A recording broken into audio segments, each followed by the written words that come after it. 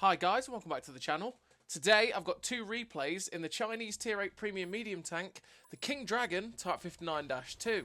Now this is a premium tank that you're all going to get again for the current Season Pass that's actually near its end now. We're very close to the new Season Pass. And I just thought I'd do a video on it because, well, you know, you're all getting it for free, you're all probably wondering what it's like, and most people will probably be looking at this tank, if they haven't already got it, like, I already got the Type 59-2, this tank is pretty much the same, right? It's the same thing. Weird.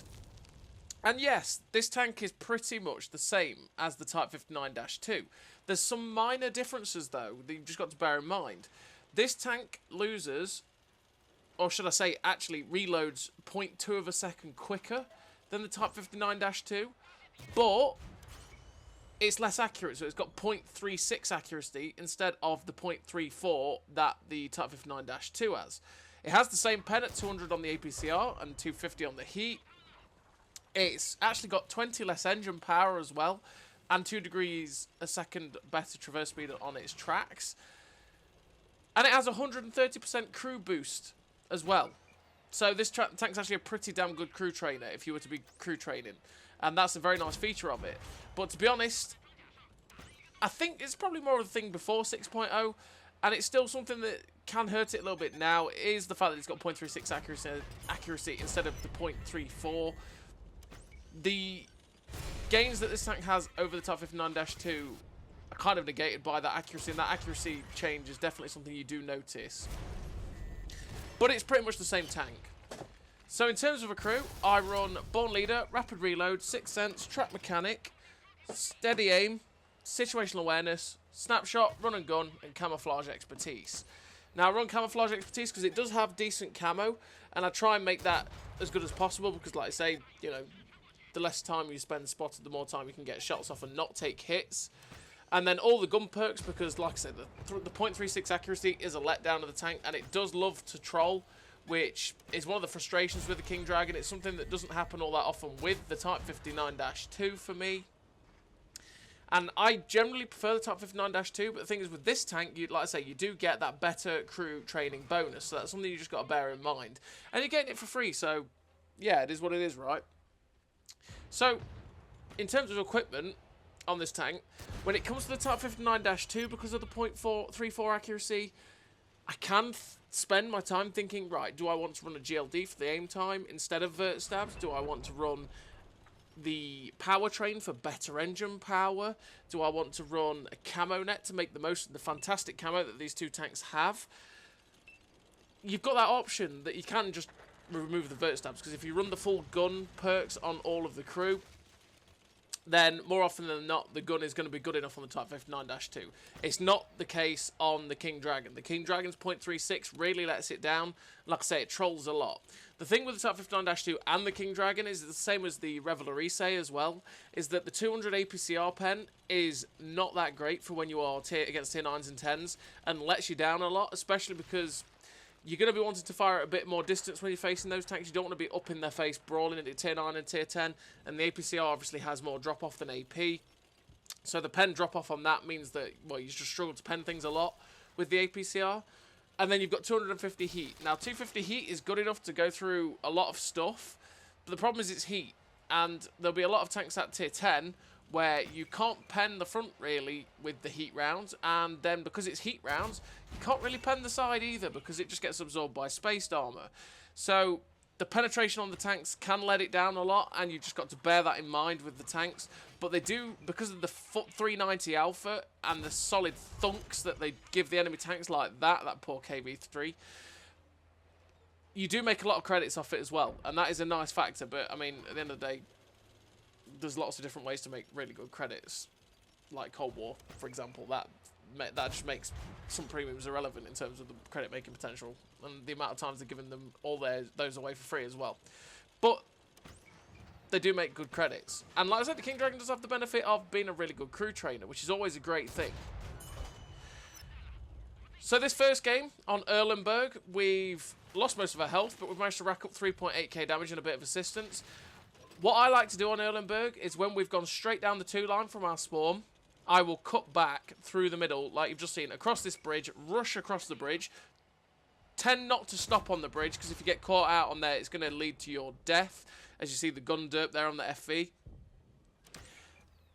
Go straight across the bridge, cut left into this little area here. You've got good positions to spot anyone on their ridge lines, and you are fully protected. If they want to attack you from the multiple different directions, you are fully protected, and you can do a lot to counter them, basically. Now we're in the situation where there's nothing left on these ridges. They're all in very vulnerable positions. So we're going to move straight up to this ridge line in front of us and try and get hulled down and get shots out. Because that's a good thing about the Type 59-2 and the King Dragon. They both have 7 degrees of gun depression, which is solid. And it means you can just use a ridge line fairly decently, right? And if that is the benefit of the King Dragon and the Type 59-2, is they both got solid turrets as well. So if you get hulled down, use the 7 degrees of gun depression, you can bounce a lot off your turrets, and that is a definite asset of the tank, as opposed to something like the T-34-3, for example, which has 5 degrees of gun depression and struggles to use a lot of the ridge lines. So now we've got into this position here. We're now managing to drop some big shots into this Bison T-103. And he gets shut down by our Type 59-2. Now there's only one tank left. It's the artillery. And he ends up getting shut down by our Tiger 1. So we finished the game with 5.3k damage. The victory. Top of the team. Like I say, 5 kills. 5.3k damage. Bit of blocked. Bit of assistance. The ace tanker. The high caliber. The sniper medal. And 2.1k base XP. A really nice game for the King Dragon Type 59. Like I say, it's a solid tank. And it's one of... Well, it's... one of those tanks that has pretty much always been my favourites, or in my favourites, right? Because it's got high alpha for the tier, and it just absolutely slaps. Its mobility is decent. It's just always been really enjoyable, and that's why I played so many games in this tank. I think I've played like over 300 or something like that. Because before the Type 59-2, this was the original. It slapped hard. It had decent mobility, good, decent armour. I had a lot of fun playing the tank, and that was always a great thing about it. And that's because it just had that something about it, unlike the Revelry, or the M51 Super Sherman, that you just had that durability, because you do have decent armour, and you could side scrape and stuff like that. So it just meant you could be a little bit more aggressive, and you didn't get completely screwed over when you were bottom tier, because you did have that bit of armour, unlike the Rev, which has actually fairly similar mobility to this tank, and pretty much the same gun. Is what it is, right? So on this second game, we're on Sand River. And on Sand River, we have taken this aggressive position here on this little ridge line, which is where I like to go, because you can spot out people like these KV-3s and this hammer, and you can catch them out and get big shots in. I'm not sure what these guys are doing, because they're just sitting in the worst spots that they could possibly sit in. That hammer's actually firing HE as well, and we're just going to easily farm these people up. We're actually unspotted right now, because they are... And this is the benefit of having the camo net in as well. Not camo net. Having the camouflage expertise perk. Is the fact that I can sit here and the hammer couldn't see me. Now, we don't know what that hammer's set up like. But he still couldn't see us because it's outside of our detection range. I don't know if I did mention it in terms of equipment. I do run the rammer, vert stabs and optics. Optics because you can get into positions like this. You want to be able to spot out and get your gun into action, because that's the key thing of the tank. Which is, like I say, why I also run vert stabs, because the gun is also fairly derpy with 0.36 accuracy, and having that 20% flat better accuracy is always a great time. And the rammer, well, because better DPM is better DPM. It does have a fairly long reload, and having as better DPM as you can get is always a great thing. So we're being very aggressive in this position now. There doesn't seem to be anything along the K line itself that's been spotted, so I'm quite happy to be aggressive and poke up on this ridge line. Unfortunately enough, this Oho is ignoring us for the time being. We get a big shot into his back end, and we do manage to track him, which is what I was aiming for. Now he's a one-shot, well, he's a high-roll one-shot for us. We go over, and we actually do high-roll to finish him off. That's great. Now there's the Ag-88 below that's stopping my team from coming around the corner, so we're going to go down here, try and get a shot into him. Awkward physics with the soapy rocks, and we end up ricocheting off the top of his tank, which is, like I say, awkward. And now we're just slipping and sliding because physics. We make sure that that shot is going to go into the back of that guy where we can pen it. And now we're just at the mercy of physics. And it's like, please, teammates, I've turned him. Thank you. I'm just it's just where physics absolutely does you in sometimes. I was at the mercy of the physics there, and we just slipped and slide down. Unfortunately, we get a poor shot off at the Challenger there and ends up missing, but he gets shut down by the Tiger 1. Now we're going up behind this Oni, who I know was looking the other way, but I load the heat in case he is to turn around to face me, because I'm not going to pen it with 200 pen. And fortunately enough, it's facing the other way. But we're going to keep the heat in, because if this Oni decides to turn around again, we're not going to really pen it with 200 pen, and the 250 heat pen is going to butcher this guy.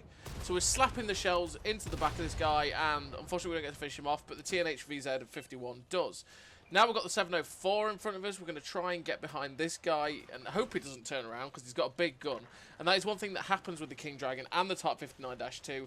Same as, it's very similar to the standard Type 59 and stuff like the T-54 Mod 1, the Russian tanks like the T-44. They get shot through the drive wheel by big guns like an ISU-152 or the 704. It's going to blow your ammo rack, and your head is going to go flying. And that is, yeah, an unfortunate side effect of the ammo rack behind the drive wheels, pretty much. But we managed to get the killing shot into the 704, and now there's only 3 tanks left, and they're all towards our base. We're up to 5.7k damage, 1200 assistance, and we're just going to try and put the mobility to good use to get over towards our cap. Because, I mean, you get up to 50 kilometers an hour, near enough, and the mobility of the tank is okay. It does feel a little bit sluggish here and there, so it might be one of those things where you might want to swap out the camouflage expertise, because you might think, oh, you know, I'm fairly aggressive in tanks like the Type 59-2 and King Dragon. You might think, I'll drop out the camouflage expertise and run off-road driving, so you get better ground resistances, therefore helping you get up to your top speed and stuff like that. You might think, you know what, I'm happy with the gun, I'll just drop the vert stabs and run powertrain again to get that extra oomph in the engine. There's again, this is all base setup that I've given you. You cater it to how you want to play it. So now we're getting up close to the base. There is this Black Prince. With his armor buff, I'm really going to struggle to pen his upper plate and lower plate with the APCR. I say really struggle.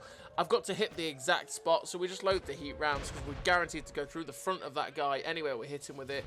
We get the 1 pen in, but unfortunately, because the reload is fairly slow, we don't get to finish him off. And we finish with the victory, the 2 kills, 6.1k damage, 1400 assistance, ace tanker, Confederate sniper, high caliber, 2.2k base XP. A really nice game again for the King Dragon, and it's an absolutely solid tank. It's one of my old school favourites. The Type 59-2 is out there, and I do prefer that tank because it's slightly more accurate and it lets me change things up. But the King Dragon's an old favourite. So as always, everybody, thank you very much for watching, and I'll see you next time.